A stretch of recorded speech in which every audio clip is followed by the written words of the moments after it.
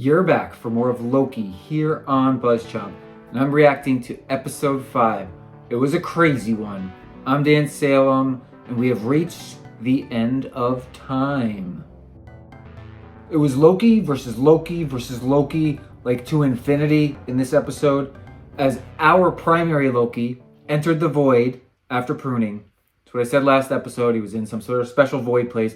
Apparently the void exists right before the end of time, before new time is written, where the timekeepers who are not timekeepers but probably still are timekeepers exist. This Alioth demon creature sucks and destroys everything that is pruned, that the time cops and the TVA send there to disappear. So an entire timeline can just show up in the void. It's just disappeared. So after the void is the end of time.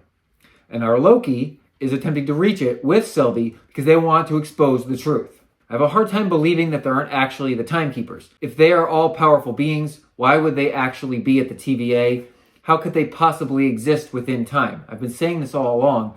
The timekeepers must exist outside of time, which would be at the end of time, out after the void. So they were just android representations at the TVA. Now, this is my hypothesis. It's also, when I search for pictures of the timekeepers, I see all these comic book images of them, so they kind of exist, right? Everyone in the show believes the timekeepers don't exist, they just want the truth. It's a good plot device, we'll see what happens. So Sylvie prunes herself after Ravonna turns on her, but of course she did, Ravonna's a biatch.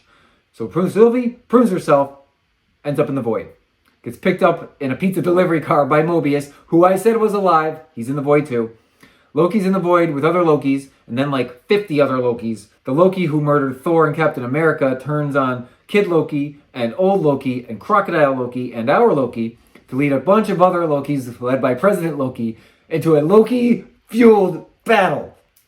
Freaking crazy. Sylvie and our Loki hatch a plan to get past Alioth, use Alioth to reach the end of time. Of course they're successful. They enchant Alioth. In order to do so, Old Loki creates an entire massive city to distract Alioth. And Mobius uses the tempad, which Sylvie stole from Ravonna, to go back to the TVA. I'm not exactly sure what Mobius is going to do, but I have a feeling it's going to aid in Sylvie and Loki's quest towards the, still calling them timekeepers, at the end of time. So this was a badass battle between a ton of Lokis in a void. You saw a ship just fall out of the sky. Alioth, this shark demon at the void, is really, really crazy badass. You can't really defeat it. So instead they distracted it and enchanted it. And by enchanting it, they were able to get past it because it was the guard dog at the door to the end of time. Time doesn't really have an end because it's a dimension. You go forward, you go backwards. Time stretches and bends and twists and loops within space, if it does exist at all. For the pretense of this show, time exists. And therefore, it exists. There's not a beginning and an end. This is how the TVA operates, but it's not reality. It twists and bends within space. So the timekeepers were controlling a subsect of time. So the end of time exists beyond their control, but it's not actually the end or the beginning of much of anything.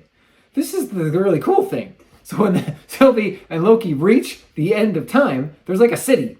And I'm assuming the timekeepers are our new race of supervillains that are time energy freaking creatures live there. We'll find out in the season finale. Did I mention that Mobius was driving a pizza delivery truck to pick up Sylvie as she dropped from the sky? And then Loki, this was a really quirky, funny episode. There was a lot of really cool battling. There was a lot of stretching of the mind, some backstabbing, some literal self-annihilation.